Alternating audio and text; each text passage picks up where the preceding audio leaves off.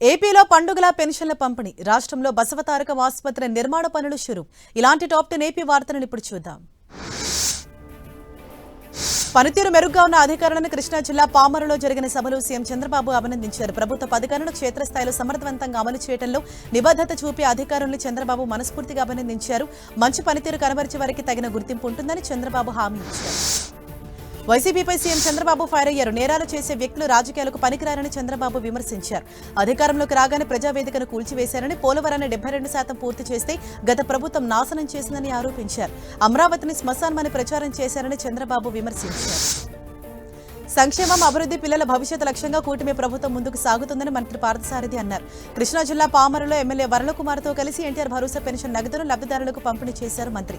అందరికీ అమ్మఒడి ఇస్తామంటూ అధికారంలోకి వచ్చిన తర్వాత జగన్ మడమ తిప్పిన విషయాన్ని మర్చిపోయినట్టున్నారని మంత్రి ఎద్దేవా చేశారు.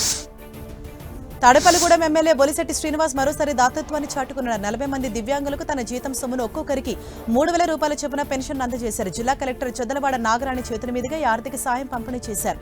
ప్రభుత్వం నుంచి పెన్షన్లు మంజూరయ్యే వరకు అనేక అభివృద్ధి కార్యక్రమాలు చేపడుతున్నామన్నారు. అమరావతిలో బసవతారకం క్యాన్సర్ ఆసుపత్రి నిర్మాణ పనులను ఆసుపత్రి చైర్మన్ ఎమ్మెల్యే నందమూరి బాలకృష్ణ ప్రారంభించారు.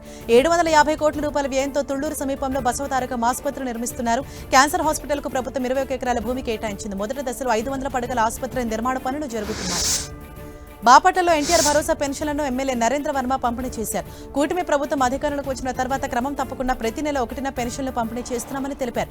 సీఎం చంద్రబాబు ఈ కార్యక్రమాన్ని ప్రత్యేకంగా చూస్తున్నారని, అందుకే దీన్ని ఓ పండుగలా నిర్వహిస్తున్నామన్నారు ఎమ్మెల్యే నరేంద్ర వర్మ. బాపట్లలో ఎన్టీఆర్ భరోసా పెన్షన్లను ఎమ్మెల్యే నరేంద్ర వర్మ లబ్ధిదారులకు అందజేశారు. కూటమి ప్రభుత్వం అధికారంలోకి వచ్చిన తర్వాత క్రమం తప్పకుండా ప్రతి నెల 1న పెన్షన్లు పంపిణీ చేస్తున్నామని తెలిపారు.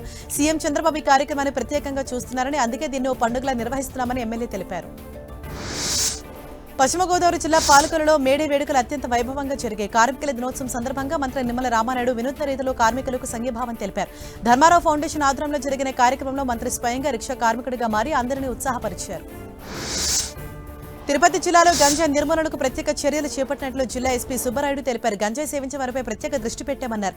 ఇకపై గంజాయి సేవిస్తే డిటెక్షన్ కిట్ల ద్వారా పరీక్షలు చేస్తామని, గాంజా సేవించినట్లు పరీక్షలు తేలితే కఠిన చర్యలు తీసుకుంటామని స్పష్టం చేశారు. గంజాయి సరఫరా, వ్యాపారం చేసే వారిపై పీడీ యాక్ట్ నమోదు చేస్తామన్నారు. తిరుమలలో అనూహ్యంగా భక్తుల రద్దీ పెరిగింది. వేసవి సెలవులకు తోడు వారాంతం కావడంతో భక్తుల రద్దీ పెరిగింది. వైకుంఠం క్యూ కాంప్లెక్స్ లోని అన్ని అపార్ట్మెంట్లు నిండిపోయి క్యూలైన్ల వెలుపల బాటగంగమ్మ ఆలయం వరకు భక్తులు వేచి చూస్తున్నారు. దీంతో శ్రీవారి సర్వదర్శనానికి 24 గంటల సమయం పడుతోంది.